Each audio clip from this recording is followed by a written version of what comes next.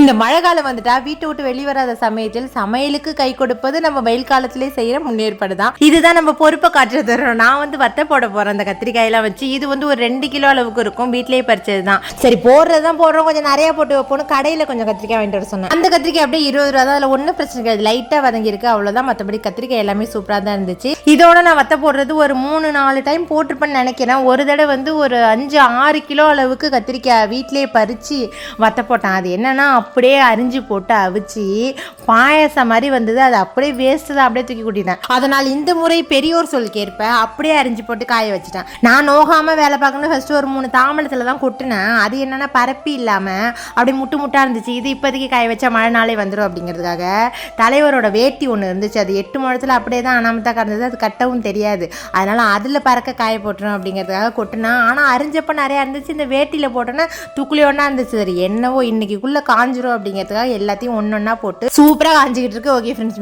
நாளை ஒரு மினி விளையாட பார்க்கலாம்.